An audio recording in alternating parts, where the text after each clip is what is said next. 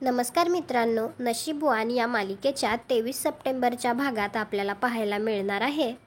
मोन्याला अंगणामध्ये एक केक सापडतो आणि नेमकं त्याच दिवशी गिरिजाचा वाढदिवस सुद्धा असतो.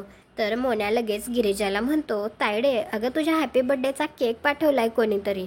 तो रुद्रनेच तिथे ठेवलेला असतो आणि रुद्र आणि त्याचा मित्र हे सगळं झाडाच्या मागे लपून पाहत असतात.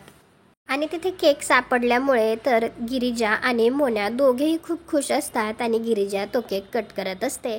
त्यावेळी रुद्राचा मित्र त्याला म्हणत असतो, अरे तू पण जा की, त्यांना पण कळू दे केक तू पाठवलायस म्हणून. तर रुद्र म्हणतो, मला तिच्या चेहऱ्यावरचा आनंद बघायचा आहे, त्या आनंदावर स्वतःचा हक्क नाही गाजवायचा आहे. दुसरीकडे नागेश्वरने एका माणसाला पकडून आणलेलं असतं आणि तो त्याला म्हणत असतो, आपल्या धंद्यात चुकीला माफी नाही सदाशिव. त्यानंतर घरी वसंती रुद्रला चहा देत असते. त्याच वेळी तिथे एक बाई येते आणि म्हणते थांबा आणि ते त्या दोघांना थांबवते.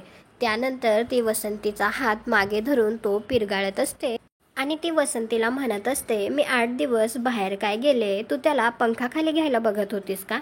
आत्ता मी फक्त तुझा हात पिरगाळतीये, गळा दाबायला सुद्धा कमी करणार नाही मी.